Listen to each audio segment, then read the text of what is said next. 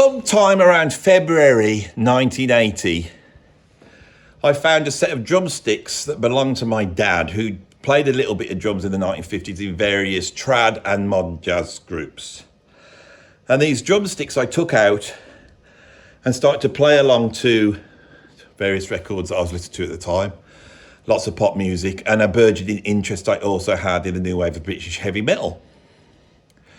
My dad then sat down and said, "You need to do this," and he showed me a couple of things.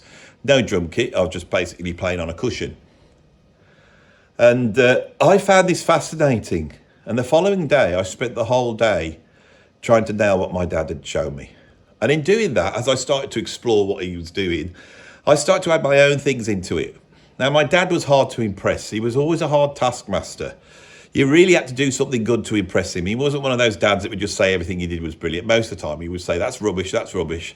You had to do something good to impress him. So he comes home and I said, "I've been doing those things. Let's have a look then." So I sit down and I start doing my thing, and I could see my dad's face dropped. He couldn't believe it. In one day, I surpassed what he could do. I had a natural ability to the drums. It was always very easy for me. I never had to have lessons. I could just tell what things were. You know, I didn't have to work these things out. I worked out all the sort of complex rudiments. I'd done that on the first day. I'd realised. Anyway, I won't go on about all that. The drums as a choice of the thing to do was a bit stupid, really, and my parents didn't like it, but they had no choice. I was transfixed on this, and I was playing at a time when rock music and pop music ruled the world, and it was the centre of us kids' lives. Everything revolved around it. And so the fact that I played the drums was an amazing thing, because it meant that if I learnt, then I could join a band, and if I could join a band, then I might get a deal, and I might get famous, and I'd have a life that you're not going to have in a sort of small, market town as I lived in, all sort of full of very dull and boring stuff. And the rock bands, they seem to come from another planet. That's what rock and roll was. That's what rock music was. And that's what pop music was. All of that had that embedded in it. These people that we were listening to were in their 30s. At this point, even older bands like Led Zeppelin, they were in their early 30s. I was in my early teens. They seemed like gods to us. Nobody was over 40 in the realm of rock music. Everybody was still there doing their thing. They were all still doing their thing. That was the scene I came into. Little did I know that this would not last forever. And as time went on over the following 45 years, this thing that I loved, this thing that I'd given everything to, would slowly be eroded away by forces of nature and time and culture. And some of it could have been stopped and other things couldn't be stopped. On this video, I'm going to go through 10 bad ideas that ruined music. Now, I have done this video before, but that one dealt with it in a very established way. This is not like that. I am going to be dealing with very specific events which, for me, personify the slow erosion that basically ended up here, where my greatest skill is playing an instrument that has no place in music anymore, except perhaps on Instagram, where I'm going to have to compete against, little kids who've never played in a band but have learnt one lick so good that when they play it 120 times and then put it up on Instagram, it gets them some sort of short-lasting fame. No great art comes out of it. No great music comes out of it. And there's no glory to it. The glory's gone.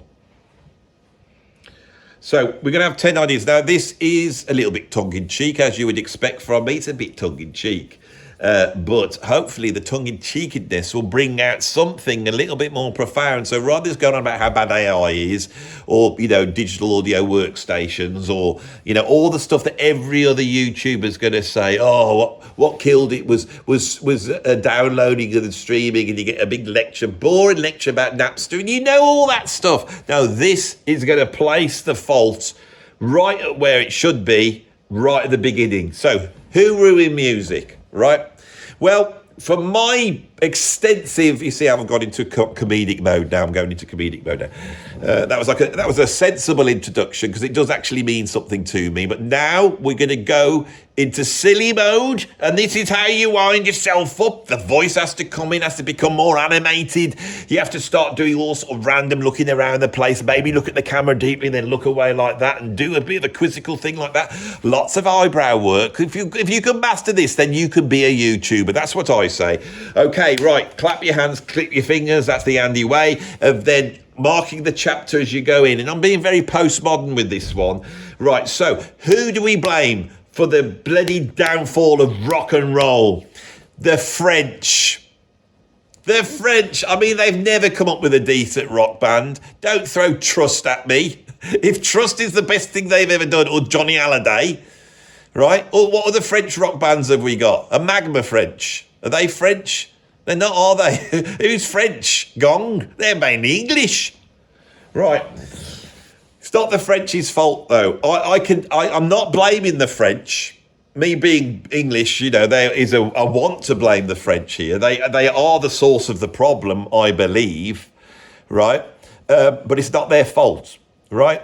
We can unequivocally lay the blame for the sort of slow erosion of the glory and values of rock and roll, which have made the world a worse place to live. We can blame the Nazis. Which I'm sure everybody was going to be happy with that. I know when I blamed the French, there was a few people that were jumping for joy, but other people will go, how can you blame the French? That's racist. It's not racist. The French are not a race. I know, but we don't use racist like that anymore. The term's been changed to mean anybody else. Okay, then, well, it's racist then, isn't it? The French race have been insulted by me blaming them, but it wasn't their fault, you see. Right, the only fault we can lay at the French was the fact that they would not fight the Germans. Right? Us British, we fought the Germans, but we didn't have the English Channel in between us and the Germans. That's why we could do it. The French, they couldn't. So before you know it, in 1940, the Nazis are in France, And the French are all sitting there, riding their bicycle around with their stripy shirts on and their onions around their neck, eating baguettes, as they did.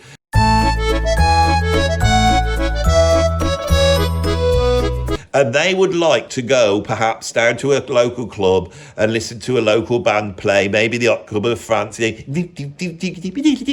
something like that. There's no rock and roll then. We're in the 1940s. And these bands, they couldn't do it anymore. Right? The Nazis, it was too chaotic. You couldn't play. You couldn't play as a band. The bands have gone in France because of the Nazis. The Nazis are in there, all walking around, the bloody captains, all the Nazi captains trying to chat the French ladies up, as you would, because they're always quite nice, the French ladies are.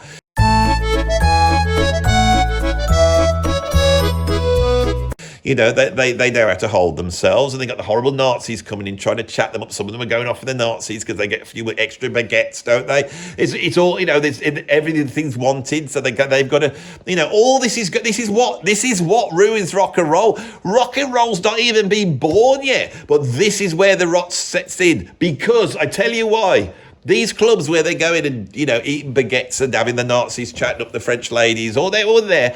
There's no bands in there anymore. They can't have bands on anymore because of the war, because of the Nazis, because they've spoiled everything. There's no more bands. And so some French person must go, oh, we have no bands. What shall we do? Oh, we've got no band. We have to have some music in the club. We have to have the club with some music. Maybe we could play some records in the club. Maybe play some records, a bit like a library. But we don't say library. The French do not say library. We would say bibliothèque for library. Well, this would be like a library with records. We would play them in the club. You would visit the club in much the same way as you would visit a library, except you would be eating baguettes and the French ladies would be cajoling with the Nazi captains. Well, then we should call it then not the bibliothèque, we should call it the discothèque. I like the sound of this. The discothèque sounds really cool. And it does sound cool. And thus the idea of the discothèque was born. What's the discothèque? A discothèque is you go out of the night and there's no band there. You want to know what's killed it all? It's the fact there's no bands. That's the problem. There's no bands. There hasn't been a band go to number one in the UK for 10 years. And I bet whatever band they say went to number one in 10 years ago wasn't a band. I bet it was computers pretending to be a band then. Right? There's no bands. That's what's gone. It's not downloading all this or that. It's the fact that it's the fact that we accepted music made by machines. And you have to say, well, when did that happen? When did people decide it was that you could get rid of a band? It's back there in France. There's where it started, number one. The French invent the discotheque. That's why we call it a discotheque, you know, because we always want to try and be cool like the French. The French are cool. You know. So, rock music starts up a few years later. Bands are the best thing. Guitars, Jimi Hendrix, the Beatles, Rolling Stones, Led Zeppelin. We all love the bands. They're bloody brilliant, okay? It's all going well, right? Soul music comes out and that turns into funk, and you've got funk and soul, and that's all really great. We've got James Brown, and we've got Aretha Franklin, Otis Redding, Sam and Dave, Stevie Wonder, Isaac Hayes. We've got all of them. And we also have a band called Howard Melvin and the Blue Notes. They do sort of soul-y funk stuff, but it's a bit middle-of-the-road rubbish. And I love all that music, but I don't like them, and I don't like Barry White. I don't like Teddy Pendergrass. This is the middle-of-the-road stuff, right? But it's there. Now, there's a drummer called Earl Young. Now, Earl Young, I believe he was orphaned at a very young age, old Earl Young was. So he grew up, you know, as an outsider almost, and so he thinks in a different way.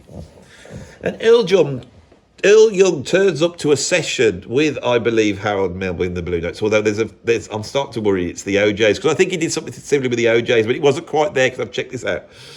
And they do this awful song called "The Love I Lost." The love I lost is a good love. The love I lost. Awful song. I hate it. Right. Hated it. I mean, when I was a kid and I tore myself away from rock music and I started listening to Stevie Wonder and James Brown and all these funky Parliament Funkadelic, I went and bought a Harold Melvin and the Blue Notes album, and I bought a Barry White album thinking I was going to get more funk, and there was no funk in there whatsoever. Anyway, Earl Young turns up, and what does he do? He does a disco beat. He invents the disco beat. Now what I did, I say, well, look, now since the Motown uses the heartbeat, I said, I'm going to develop a sound of our own, and this is how basic the disco thing got started. So what I did, I put 4 on the floor like this. And that's 4 on the floor. Now this is what started the disco.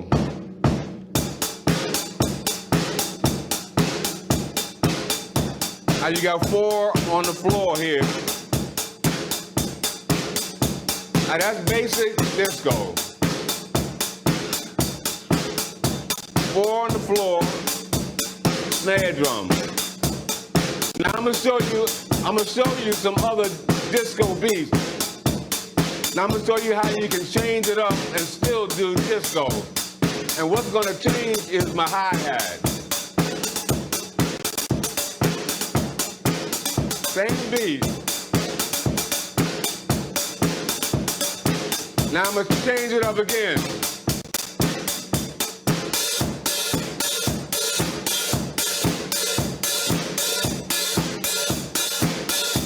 Still disco. Now,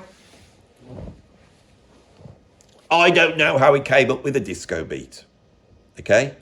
But when I was quite young, I can't remember when it was, I'd gone camping with my mum and dad. And we'd set the tent up, and then we'd plan to go down to the beach and then go out to sea in a rubber dinghy. This is something you would do in the 1970s. You would put your tank top on, get a couple of oars, and you'd put the rubber dinghy out, and you'd go out you don't care about safety, not in the 70s. Let's get out of the dinghy. So my dad decides to pump up the rubber dinghy, right? And as he's pumping up the dinghy, my mum's listening to the radio, and some track comes on. I can't think what it was, probably Mud or Darts or something. It's going along, and my dad to get through the task, the joyless and repetitive task of pumping up the dinghy. He starts to tap his foot in time while he's doing up. And he's got his tank top on, he's got his shorts, and he starts to move slightly, right? And as he's doing it, he's pushing the pump on the dinghy. And this track that's going on, and it's like that, maybe it's Tiger Feet by Mum. That's right. And he's pressing. And as he releases it, you get this, and that's right. And I listen to it and think, he's improved this little of air. Well, that air exists in the hi-hats, and Earl Young found it. And before you know, you got. Now, when I hear a disco track, right, although I love the funk, it's sport for me, because I just picture my dad pumping up with that rubber dinky in around about 1975 on holiday, and it's that, I don't know. But anyway, the disco beat, 4 on the floor, straightens everything up. Once you've got a disco beat, machines can do disco beats. They can't do funky beats. The hip-hoppers, they had to sample Clyde Stubblefield, who was the drummer who did the Funky Drummer. All those funky drummers, Zigaboo, Bernard Purdie.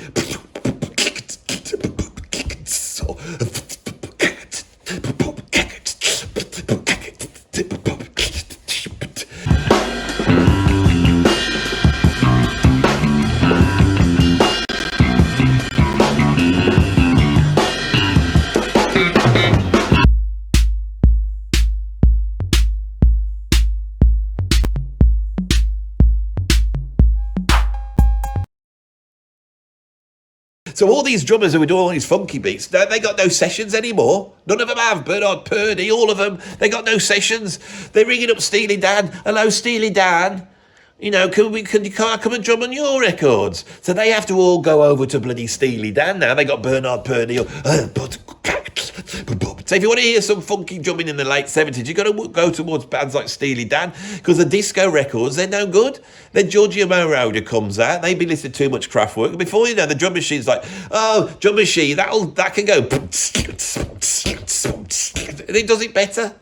And that's what ruined it. Earl Young, he thought he'd come up with something good. It's not his fault. It's like the French. Earl Young is in the thing, it's not his fault. But he created a beat that can be done by a drum machine, right? Okay? Now, at the same time, over here in the UK, so that was number 2, right? He's Earl Young. You get how this works. They're like very specific events that ruin music. And not the ones you'd expect, right? Number 3, we get, in the UK, punk, 1977. 1976, 77. Now, punk is basically, you've got these American, I've done this too much, I don't want to go on to it. American college, like intellectual rock bands, for people who can't play but want to be in a rock band. This all grows out of Velvet Underground, then you get the Stooges, you get the New York Dolls, then you get Patti Smith, and you get the Ramones, right? And it's all very, it's not the working class revolution that you would expect, right? It's just a return to sort of early rock and roll values, especially with the Ramones. Here in the UK, there's a lot more of a political spin, because in the 70s, it's not going well. We've got a Labour government here, and everyone's going out on strikes, and there's no money, and there's no future. And music starts to reflect that. And for me, the Sex Pistols are an incredible band. But the trouble with the Sex Pistols is basically, if Malcolm McLaren hadn't been there, right, they would have just been seen as the next wave of glam rock. They are a glam rock band. It's not all fast punk stuff. The Sex Pistols are just like an extension of the Glitter Band or Mark Bolan, and you can tell that's what they loved. That's what they came out of.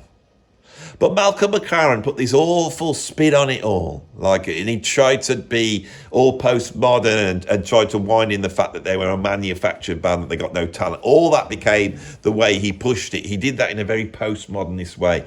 And all these bloody music critics in the magazines that had grown up, reading Baudelaire and then Jean-Paul Sartre, and they were writers, they're not musicians, and they're walking around looking all like, some French philosopher, with this scarf halfway around their neck and all that bit, and they're writing for the NME. And they love all this postmodernist thing, so they buy into it.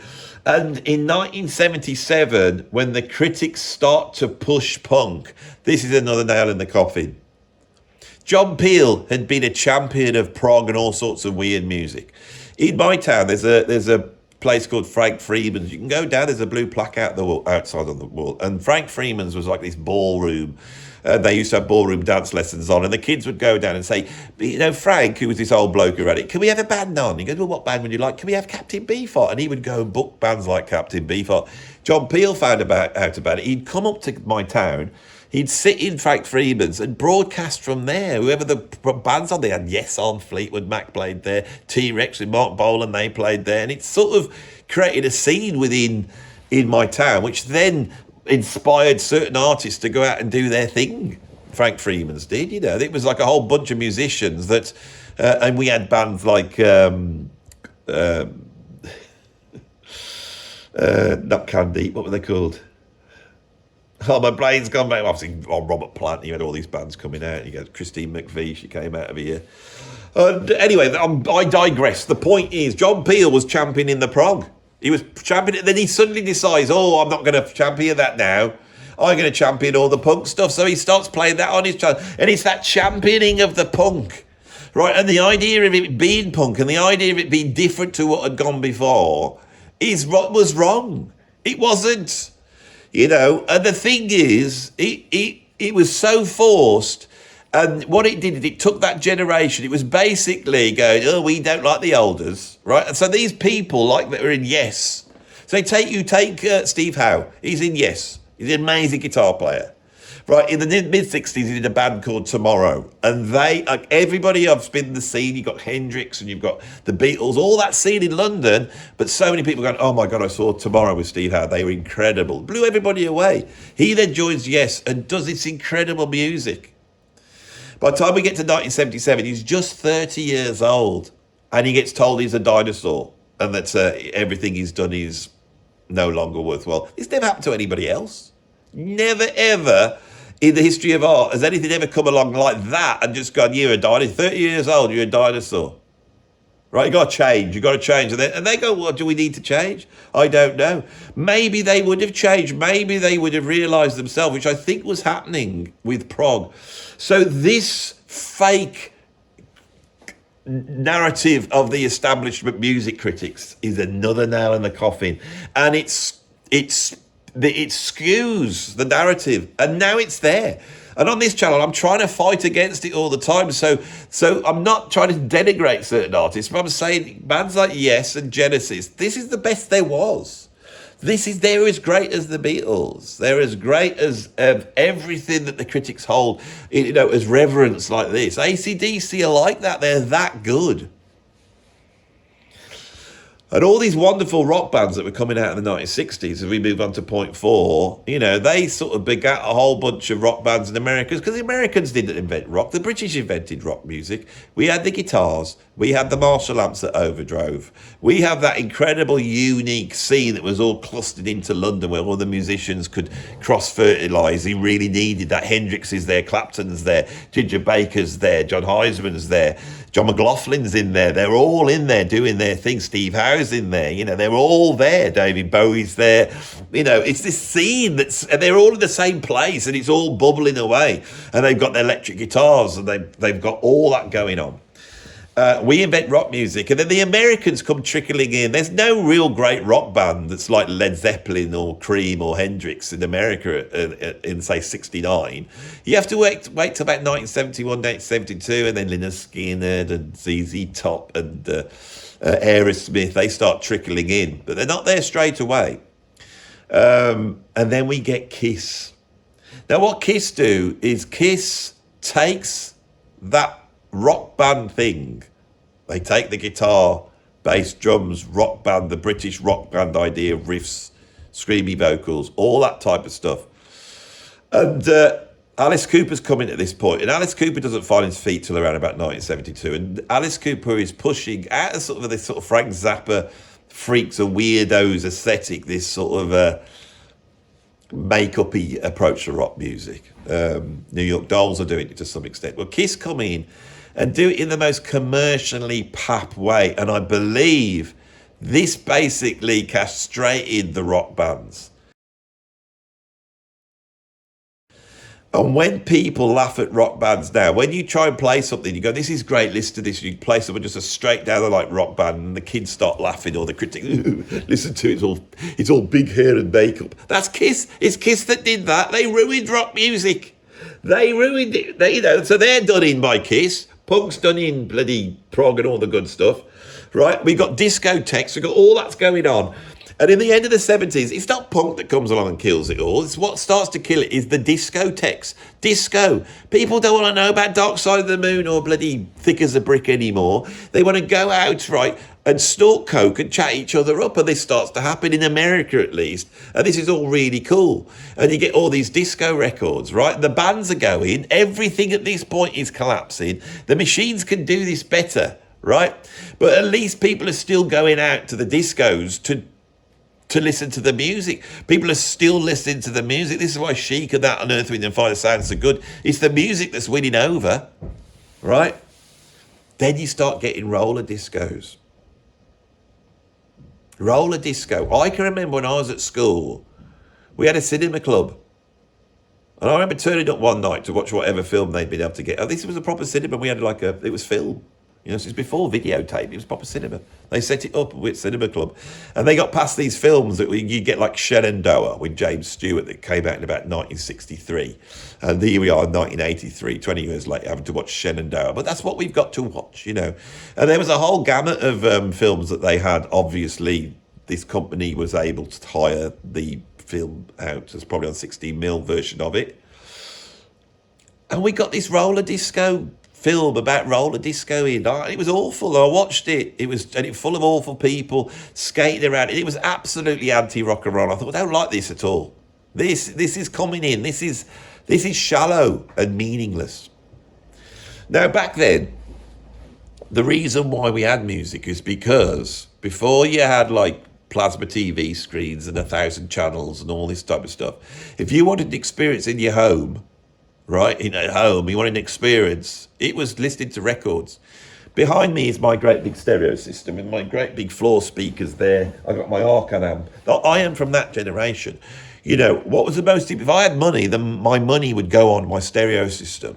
I would sit down at home, you know, in my bedroom with the great big speakers, and I would drop down close to the edge and I would sit there and close my eyes, and that would be my evening's experience. It would take me away. But now everyone's bloody, you know, going down on roller skates. So say if I had a roller skating hobby, I ain't going to be able to go and get my stereo and take that on the road while I'm roller skating. So I can go to the roller disco, or Sony can bring out the bloody Sony Walkman. Now everyone's listening to music on the move. You know, you can listen to music on the move now. Have music wherever you want to go. I got one, you see, and I noticed, you know, I'd be off down the shops, you know, trying to buy something, you know, maybe I'm gone down to buy some mushy peas, you know, Andrew, this is my mum now, Andrew, is there any chance you can go up to the shop and I can give you a few coins, could you go and get some mushy, we've got no mushy peas, could you go to, Mum, now I'm listening to Dark Side of the Moon by Pink Floyd. Well, you've got the Walkman we bought you for Christmas, haven't you? Yeah. Well, let's put that on there and go up and get some mushy peas if you could. So there I would be, put my Dark Side of the Moon on, and there we go, and I'm walking down the road, you know. And as I'm walking down the road, you know, I'm going to the shop to get the mushy peas, but it's that bit that's going,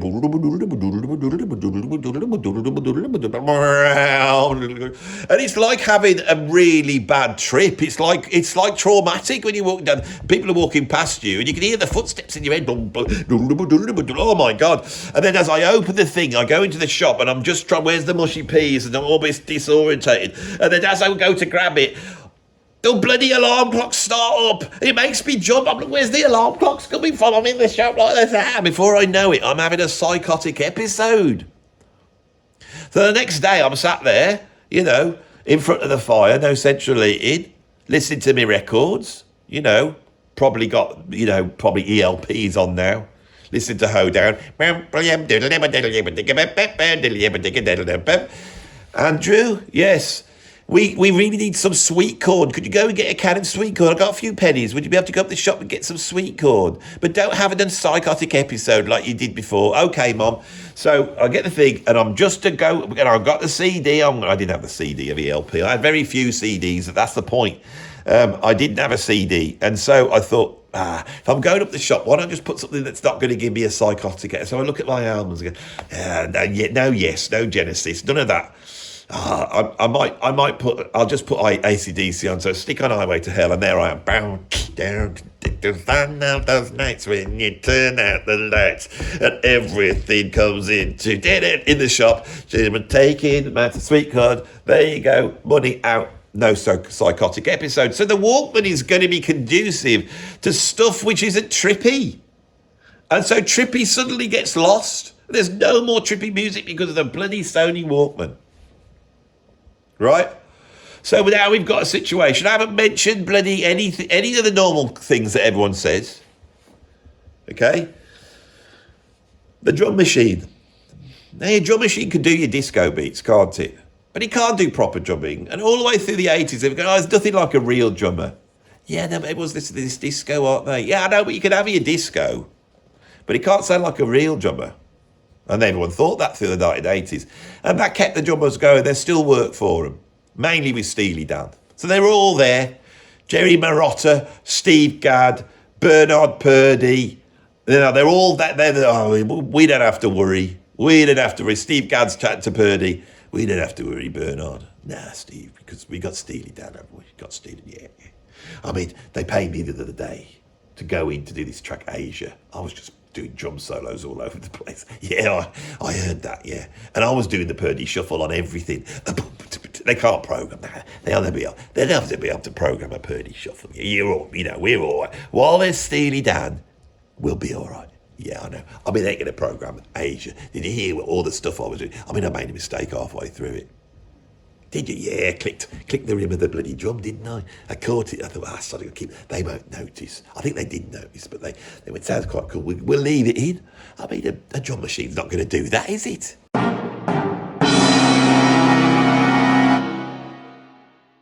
Nah. It's not going to do that, Bernard, is it? Nah, Stevie. We're fine, aren't we? We're fine.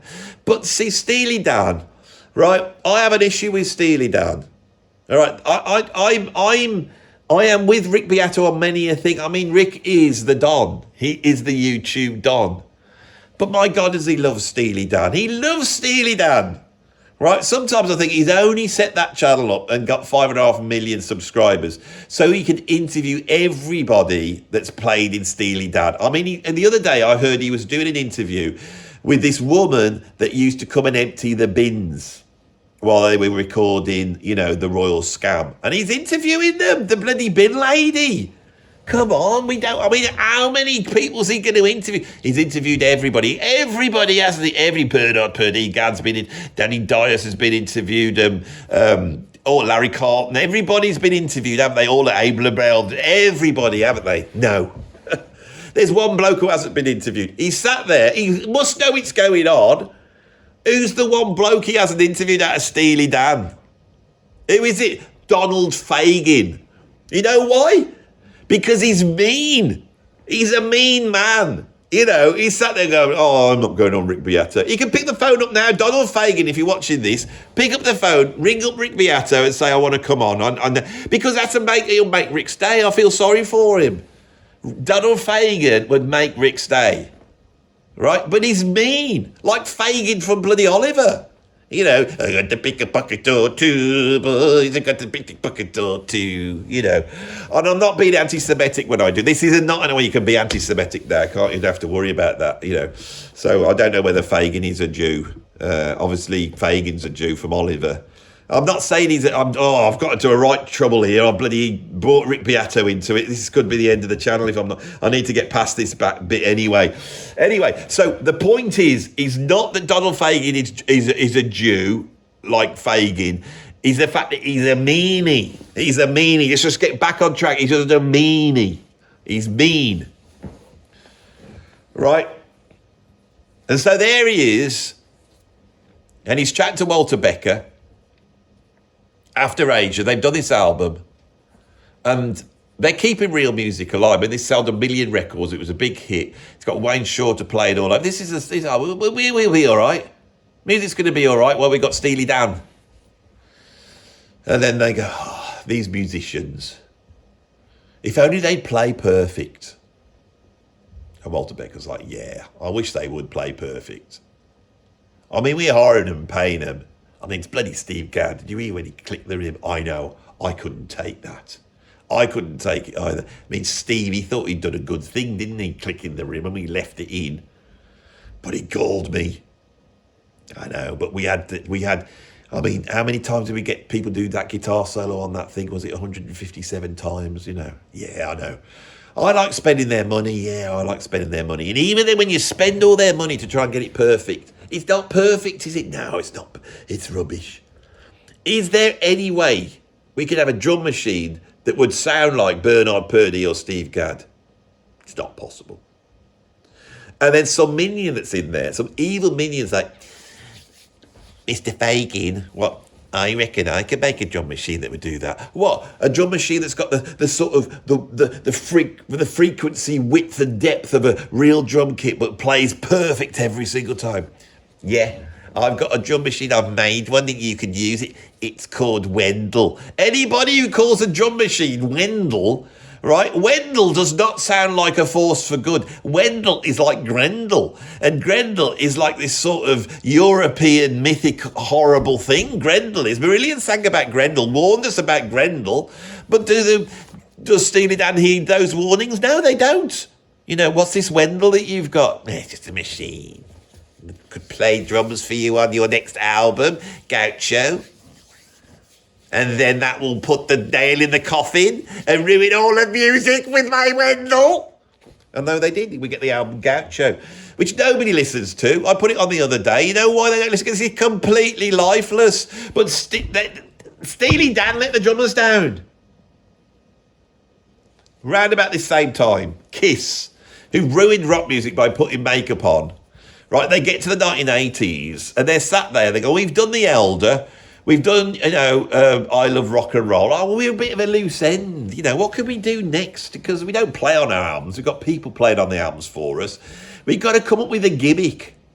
And they sit there and think, well, you know, what was the best gimmick we ever came up with? Well, when we put the makeup on, wasn't it? You know, it's like, I'm a bat, you're a star, he's a pussycat. You know, that was what made us famous. If we hadn't done that because the songs are crap, everyone knows the songs are crap.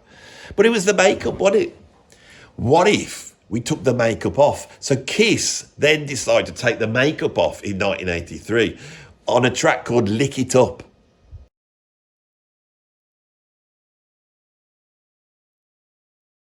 Right? Thus rendering rock music like now everyone can be Kiss, and they do. Every band in America that's a rock band now just goes down into the... I mean, it's not even proper rock. That hair metal nonsense. Oh, my God. And it's like... that... What we get then is we get the hair metal, right? It becomes like girls' music. It's like when I was listening to new wave and British heavy metal, girls didn't like it, right? They just didn't like it. It was for boys. It was for boys, new wave and British heavy metal was. That's why we loved it. You didn't wear makeup, and then everyone's wearing makeup, and they're back combing their hair. I sat down and watched that Civilization, the Fall of Civilization Part 2. You know that one when they deal with the American sort of hair metal scene? It's bloody horrible. And I'm thinking, I like rock music, but this is all horrible. And then the only way we could get out of it was like with Nirvana and all those bands. And we just lost something at that point. So Kiss, they did it twice. Kiss put on the makeup, and then in 1983 they take off the makeup, and it's bloody awful. Right. Now, I have done a whole video on Live Aid and how I think Live Aid destroyed music. And I think it takes a big part of it. And I'm not going to cover that here because I wanted to talk about new things. Because there's a low in all of that, which I haven't discussed. So, Bob Geldof, he's in a crap band called the Boomtown Rats, right? They've had a one-hit record, which is called Tell Me Why I Don't Like Mondays. Tell me why I don't like Mondays. Tell me why I don't like Mondays. Tell me why I don't like... I don't... And it's a good song. I mean, they are good. And they did they do Rap Chap as well? But they're there. I don't know what it is with the Boomtown Rats, but he's a bit of a loose end, isn't he? And he sat there one day being at a bit of a loose end, and he sees the starving kids. And he goes, "I'm at a loose end. You know, I haven't got much to do." And so he decides to save all the African kids. Now, whether he did or not is up for debate. But the way he did it, he brings up his mate Midjaw. Midjaw writes him a song. He rings up all his pop mates, and they do. For Christmas, it's Christmas time. And I've done a whole video on that where I take the mickey out of that at great length, right? Then he puts Live Aid together, and Live Aid has the effect of turning all these shallow, stupid, young pop and rock stars, right? They stop just being rock stars, just in front of a band and playing great songs, you know, and being our heroes because they could rock. They suddenly become these very important people who are saving the world. And the idea of the rock legend is born. Also, the idea of corporate rock is born at this point. There's a shift in 1985. But the one thing I've never mentioned is the most horrendous aspect of this.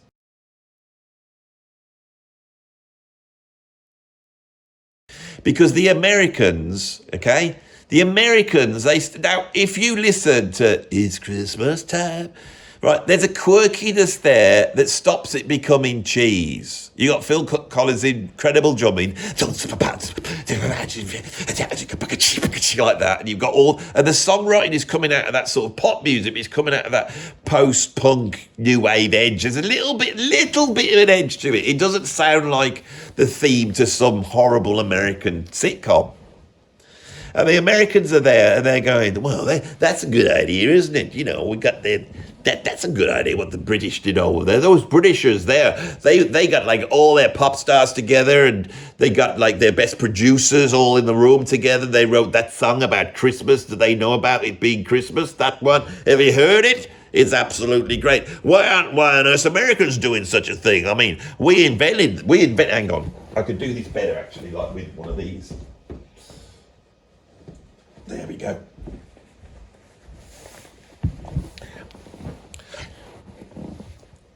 Why aren't we doing such a track as Do They Know It's Christmas Time? The Britishers, they've done a great thing there saving all the Africans. But we've got Africans, Americans here, and surely we should be saving them, not the Britishers. So what's going on? Well, and also, look at their pop stars. I mean, they got things like Pepsi and Shirley, right? And people like that. I mean, they're not proper pop stars. I mean, we've got the best pop stars. We've got Tina Turner, and we've got Michael Jackson. We've got Bruce Springsteen. They're all the best rock stars. And we've got the best producer in the world, Quincy Jones. He's done a good job with Thriller a few years back, biggest selling album. We can better those Britishers, get Quincy on the phone. Where's Quincy? Right? And so, it should be at hand, Andy, you bloody useless fool. So they're like, get me Quincy on the phone. Hey Quincy, I need you to save America's reputation by copying those Britishers and doing a song. Well, I thought you could do it. Quincy, you could do this. You could produce. You've produced loads of. What do you mean you've never produced a record? Quincy, you've produced. What? What, Quincy? The medical examiner that solves crimes? That Quincy? You got the wrong Quincy. What are you doing here, Quincy? What were you doing? It's not my fault. I know you were inspecting a lady. It's expecting a lady's torso. We thought it was a dead body, but as we panned out, oh no, it's not a dead body at all. It's a lady in a bikini. Even though Quincy's like 80 years old, he's still chatting up the ladies. I respect that of you, mate. I respect that, man, Quincy. But I need Quincy Jones, man. Quincy Jones. Okay, well, go away. And then he goes off and admonishes his things, and then a bit later on, hi, is this Quincy? Yeah, not Quincy the medical examiner. No, not him. Which one are you? That proper Quincy Jones. Okay, Quincy, great. I want you to get all your mates together I want you to go into a room and I want you to write the song, get Michael Jackson to write it, something like that. I want all the people in there, Tina Turner, you know, what should we call it? Well, they had a song called Do They Know It's Christmas? I know, it's stupid. Of course they don't know it's Christmas, do they? He says there won't be no snow in Africa at Christmas time. I don't think there'd be snow in Africa at Christmas time anyway. I mean, what's he going on about? I mean, that's what Africa is. Unless you go up Kilimanjaro. I know, I thought it's a load of rubbish. Now, we need something that's really boastful because we're Americans, yeah. Something like, we are the best. Can you run a song like, we are the best? Yeah, something like that. So Quincy goes away. Maybe we are the best don't work. How about we are the world? We are the future. We are the ones that will make a brighter day. So let's keep on giving. That don't rhyme, Quincy. Don't matter. Doesn't matter. They don't care. Let's get them all in. We are the world. We are the children. We are the best boasted. We are the ones that make a better day. So let's keep on giving. You're right, I can't remember the rest of it. Every day, turgid, boring, boastful, bloody middle of the road crap. Absolute crap. Right, the Americans think they can do everything. This proves they cannot. We Are the World is awful. It's one of the most awful songs ever. Right? It's terrible. At Christmas time, we made a Christmas song. It gets played every year now. It's still there. Does anyone ever play We Are the World? No, they failed. They're bloody American.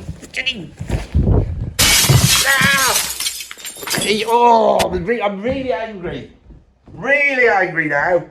Really angry. Oh, bloody stupid ass. What you got this on for, Baldy? What's this? I'm American, look everybody. I'm an American. I think we are the world, you know. Bloody Americans. Right, Americans. We are the world. Bloody hell. Now what have I got this hat on for? And I've lost my reflection now. I won't be lit so well. Because I had a rage then. I had a rage, it was terrible. Did you see the rage, everybody? I had a proper rage. That's what you love, isn't it? Is the rage. I got really angry with Americans. Oh, you Americans.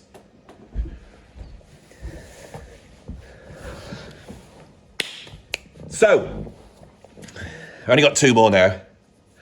Over in the UK, right, we've got all these pop bands. They're very, very good, actually. They're good. Duran Duran.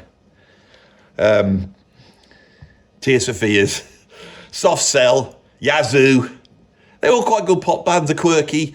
They're good. Yeah, that's why our record was better than We Are the World. So we sat there going, all smug.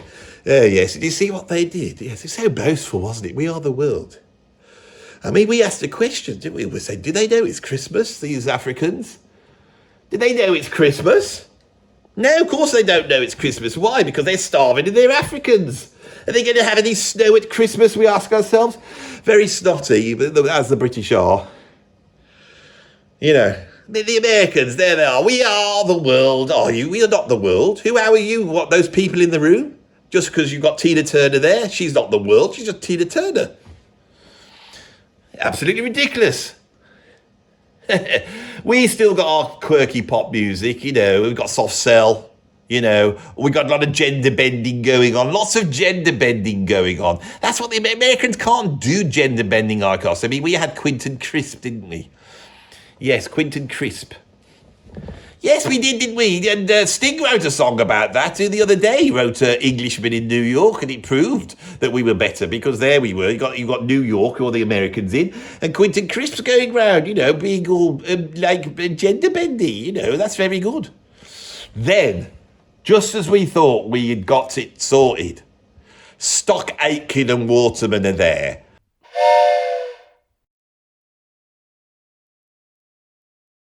And they get bloody Dead or Alive. Now, Dead or Alive are like they are one of those bands that's like, yeah, they're really good, right? And they got a brilliant song on one of my favourite pop songs. You spin me right round, round, baby, right round. You spin me right round, baby, right round on a record, baby, right round. That's a brilliant song. Stock Aitken and Waterman there, and they're fiddling around with this keyboard, and they got this delay on, and before they know it, they get this incredible sound. And when that's combined with you spin me right round, baby, right round. Absolutely, that's a brilliant song. It is brilliant. And they're there, and Pete Waterman's there, and he's going, right, we need some more pop stars. Somebody who's already famous. And Pete Waterman's there. He's playing with his trains, of course, because he's into his trains, isn't he? So I've lost my cap, haven't I? I was going to pretend that was a thing and try and, act that bit out for you. Too much acting going on now, Andy. It's getting confusing. They're not going to know who you are. You're not Lon Chaney, the man of 1,000 faces. Just get on with it. Who do you think you are? But the Alec Guinness in Kind Hearts and Coronets. You're not Alec Guinness. You're not Eddie Murphy in Dr. Dolittle. You can't do all this. You think you can. You can't. You're not the master mimic. All you know is a bit about jazz and drumming, and here you are trying to explain your version of what ruined rock and roll. Only rock ruined it for you. Everyone else is happy with it. Anyway, so Pete Walkman is playing with his trains, and he's thinking, he's got the telly on, playing with his trains, got the hat on and everything, watching telly, and we got this cruddy Australian soap, Neighbours. Everyone's watching it. We're all watching it. And in there, you got Jason Donovan, Kylie Minogue, and he goes, let's sign them up.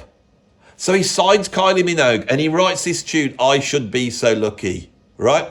He also signs Rick Astley up. Rick Astley's really good. He's ruined by them. He's made famous. It's ruined. I've got Rick Astley's solo album that he made once he got control. It's really good because I feel sorry for Rick Astley. I don't know why. He's done more than I ever have, but I do feel sorry for him.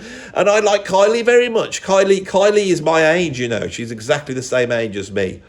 And so Kylie's, she's lovely, isn't she, Kylie? She's lovely, isn't she, really? Kylie Minogue, isn't she? She's just lovely. Don't want to criticise Kylie. Her first thing, I should be the lucky. It's the worst thing in the world, isn't it? That there opened up the door to a whole bunch of horrible, bland pop music made by machines. And worse than that, it created this idea that if you're famous already, you can have a hit record because the public is so stupid that they'll go and buy a record by you because they've been watching you on a TV show, which is true, but we held off until that point. And once they opened the floodgates with Kylie, it just happened more and more and more. Right, and then Britain goes from producing incredible pop bands like Duran Duran. Frank Goes to Hollywood with producers like Trevor Horn. We ruled the world and we threw it all away. Right, and we get a whole bunch of people coming into the music business, and now you get all these types, and they're signing up artists like Sanita. You got Tiffany and all that type of stuff. I saw a video of Tiffany. The one that did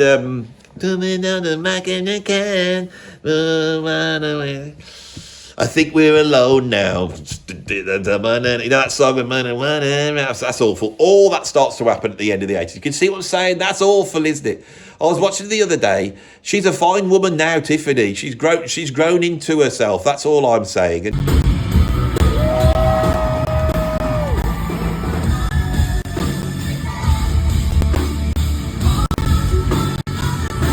And she was belting it out. Very strong legs she had on this video I was watching. As is Kylie. These ladies, they are quality older women. That's all I'm saying. I don't want to criticise the women on my channel, especially not Kylie. Not going to criticise Kylie whatsoever. And she did stuff with Nick Cave, which is supposedly make her critically better. She tried her best. But Nick Cave, God, I can't stick him. He's another one of those the critics' choice, Kylie, you shouldn't have done something with Didn't she get involved with Michael Hutchence? She tried her best. She did try her best. And she's come out all right. And then later on, she did some good pop songs. I'm not criticising Kylie. I don't want to criticise Kylie, right? But she is responsible for creating a certain ambience here in the UK that begat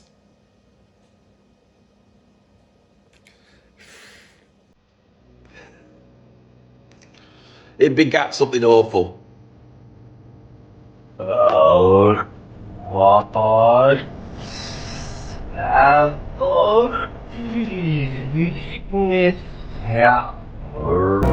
Stop screaming.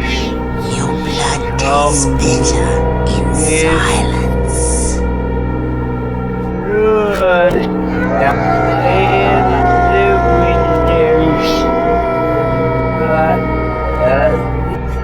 Simon Cowell. Now, Simon Cowell's not the thing. We got this thing called Robson and Jerome. Now, Robson and Jerome are these actors, and they're in a bloody TV programme called London's Burning. And everybody's watching in this programme. And there's a bit, which is, it's like part of the story, where these firemen get up and they do their rendition of, I can't remember what song it was now. Let's look this up. You see, the thing is me, I know if you're asking me about the 11th Hour, so I can tell you, give you a rundown of them. But when it comes to Robson and Jerome, I thought I had all this covered. Robson and Jerome. Let's see what we've got here. Right, Robson and Jerome. Right, so they were a pop duo, English pop duo, active in the mid-1990s, consisting of the actors Robson Green and Jerome Flynn, and they rose to prominence in a British television series called Soldier Soldier. So it wasn't London, but I just come up with anything there. It was a thing called Soldier Soldier. The duo's musical catalogue was composed entirely of covers. Their version of Unchained Melody stayed at number 1 for 7 weeks on the UK chart and sold more than 1.8 million copies, right? They had 2 further number 1 singles produced by Mike Stock and Matt Aitken. That's Stock, Aitken and Waterman, I believe, right? And all this, okay, it was Simon Cowell's doing, right? He doesn't say here it is, but it was Simon Cowell's doing. Now, Simon Cowell's, he's an odd one, right?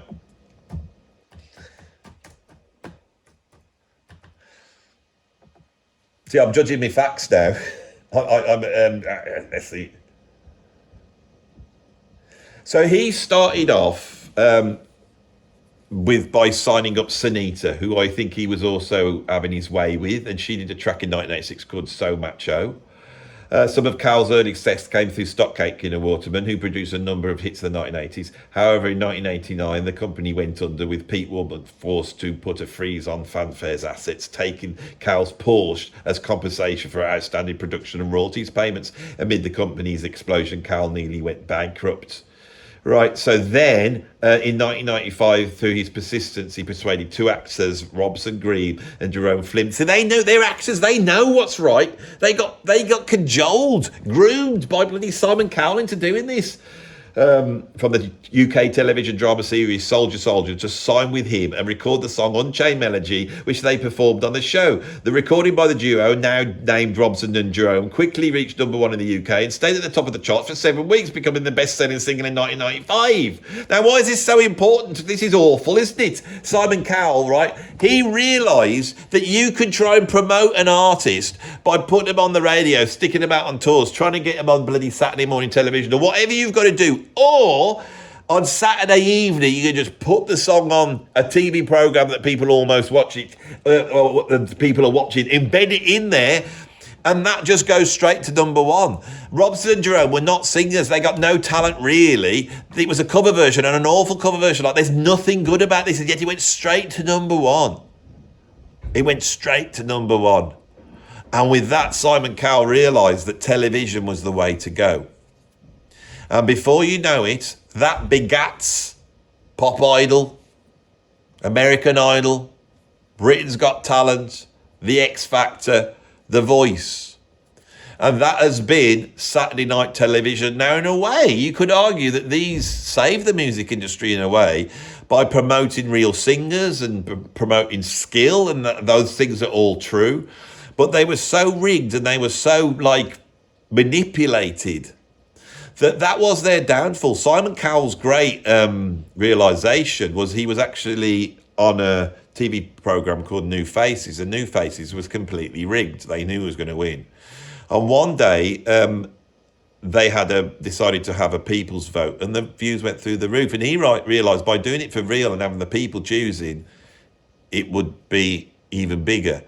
And throughout the last 20 years or so, 25 years, that has been one of the main things we've had here. So that Stock, Aitken and Waterman, machine-driven, celebrity-driven sort of music has allowed this sort of visual memey thing to emerge out of that. And here I stop because the groundwork has been laid. That's the end of the video. That was all the 10. There were 10 events. Now, I feel like I got unfinished business now, but I'd have to start to talk about how that sort of music, it's that musical climate. It's not Yes and Genesis or the Mahavishnu Orchestra or Led Zeppelin or the Beatles or Stravinsky or Philip Glass that has had to move to TikTok and has had to move to downloading and streaming and meme videos where people are dancing along. None of that is conducive for that. That's for listening.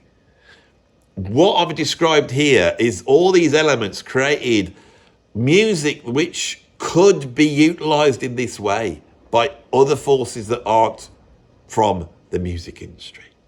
I am now at the end of the video. So if you like this video, chaotic as it was, but I know you like that.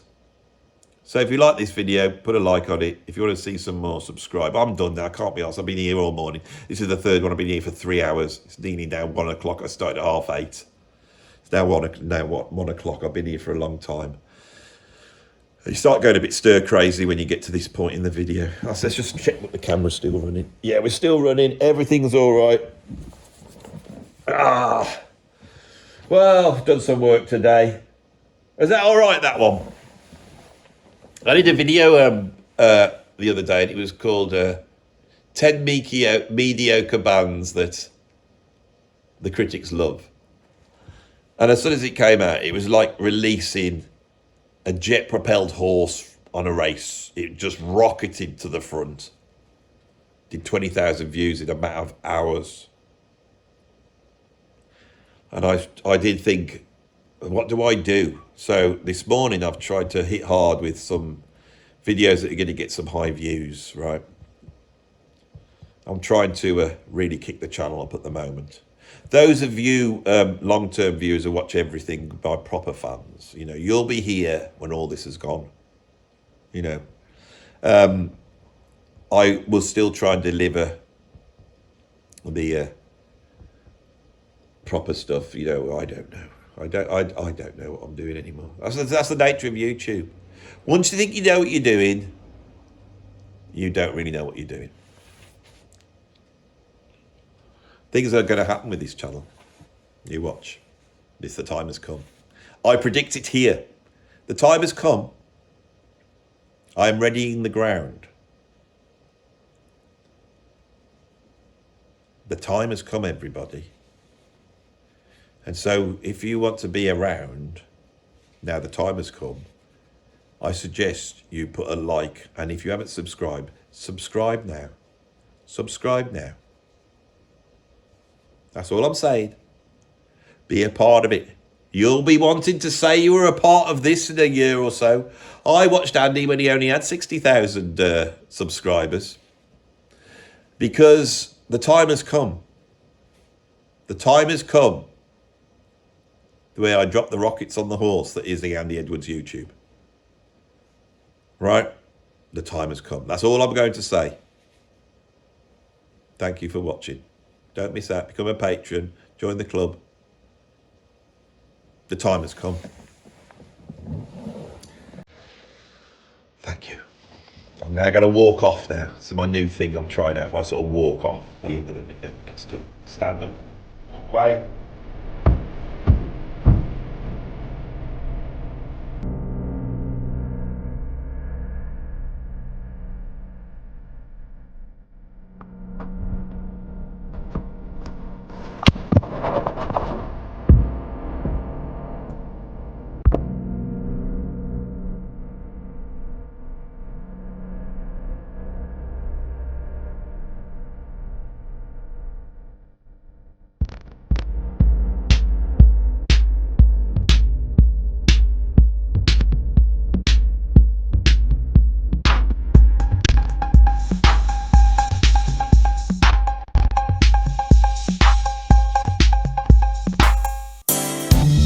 As comfortable as you were.